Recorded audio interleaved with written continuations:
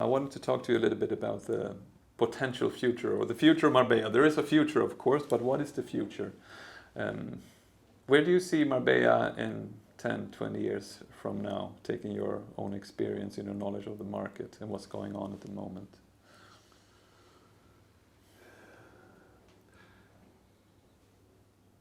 It's a really good question, Peter. When we made a decision, thanks to a French associate of my father at the time, to open an office here in 1970, it was because Marbella was already on the map. We'd grown from, and it had its history, which is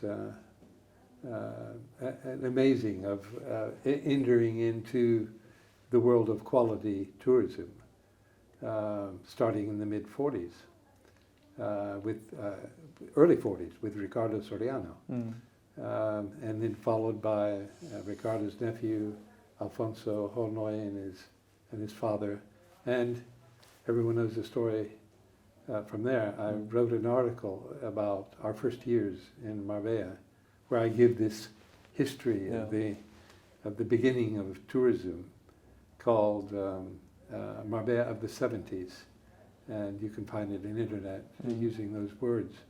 But we chose Marbella because it had every hallmark of, it was already famous, it was already a jet set, it was in the press, and the elite of Europe were coming here, and it was an elegant place to come. Well, it's evolved over these years, as we thought it would, into a 12-month season, which we hit when we had this critical mass of, call it, between your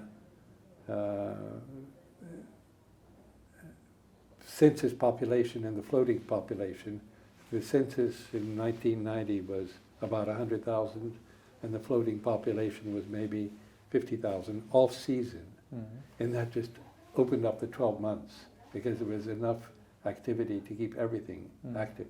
And then since the last few years, especially the pandemic, it's moved even, so there's less low season, or almost no low season, because there's an activity year-round in Marbella.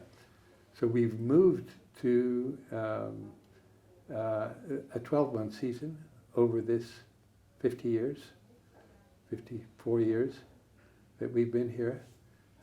We've maintained a place where elegant people can come, but it's not just jet set or ultra wealthy people who are coming here. The people from all over Europe, basically, but also the world, because of the amazing lifestyle that we have here. And as we mentioned in a conversation we had earlier, the ability to be able to work from home, anywhere. The multiculturalism, it works here. There's no clashes like there have been in so many other countries, of the failure of multiculturalism and the inability to integrate. We've got an amazing community with different lifestyles. And the evolution has been, evidently it's not the same, but it's a place where people with who are wealthy and fortunate in their lives can find great restaurants. I was reading just this morning of the 23 restaurants in the Michelin reference restaurants in the province of Málaga. 11 of them are in Marbella. But if you see where we've grown in the last 2 or 3, 4 years, how many times have I heard people talking about real estate, clients of ours or friends of ours, or at parties, talking about the real estate market in Dubai, Miami, London, and Marbella. Well, Marbella is a tiny place compared with these other places. that's a statement.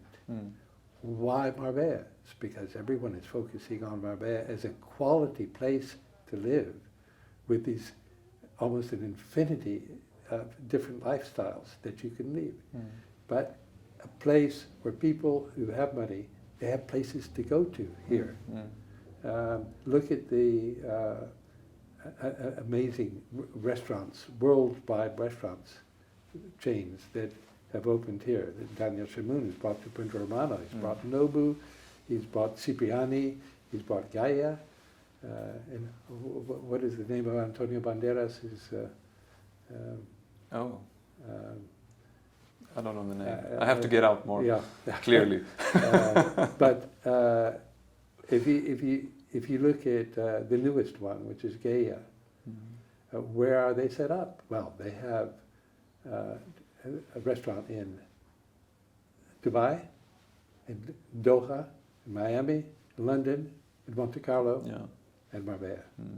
So if you look at this tendency, we've been able to preserve one of the few places on the Mediterranean coast where people with money, or people with less money, or people who just want to work in a great climate, the best climate of all of Europe, on the Costa del Sol. I mean, you got to remember, it's not just all about jet set and elegance. No, it's and a long coast. People with luxury and money. There's a tremendous variety of people here. Yes. And how do we keep that for the long run, for the future? How do we nourish that? How do we support that magnificent lifestyle that can be? Such a wonderful question. First of all, it's Marbella, or the Marbella area, Benavides, Estepona, Mijas Costa, west of Estepona. It's not for everyone. And we shouldn't be wanting all of Europe to come here.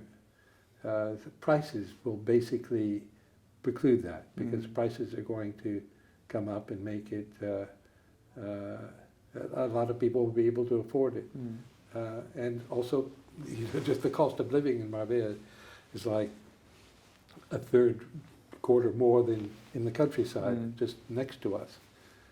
But how do we keep the quality? It's by putting the necessary pressure and cooperation and collaborate to insist on the governmental authorities, starting with our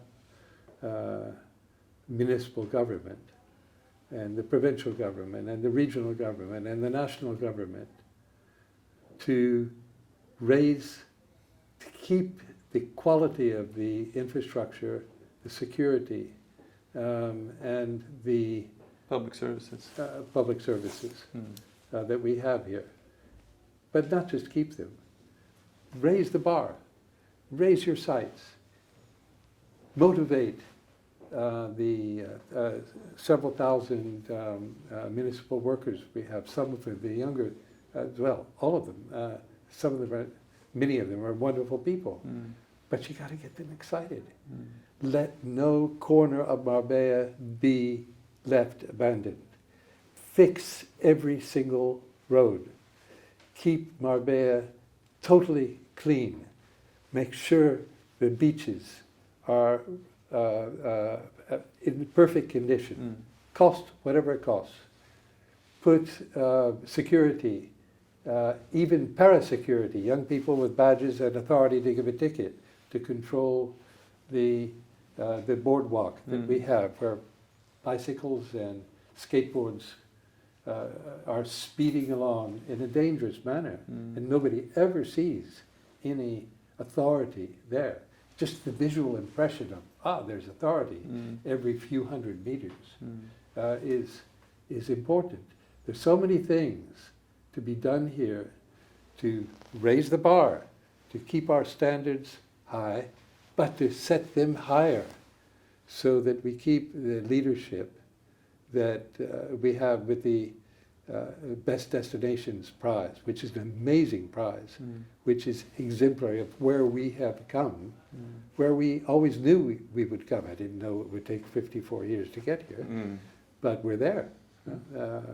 We have to keep this, and we have to keep the quality. highest quality possible anywhere. And that way we'll be able to maintain standards and reasonable growth, but not growth at any cost. Thank you so much, Christopher. Great hopes for Marbella. Let's see if Marbella can fulfill its destiny. Put it like that, maybe. Well, we're all integral parts of this. It's Yes. up to us. It is. It's up to us to make it happen. Yes. It was a pleasure. Pleasure's mine. Very nice meeting Thank you. you Thank so you so much, much for Peter. taking your time in your busy schedule. Thank you so much, Christopher. Take care. Thank you.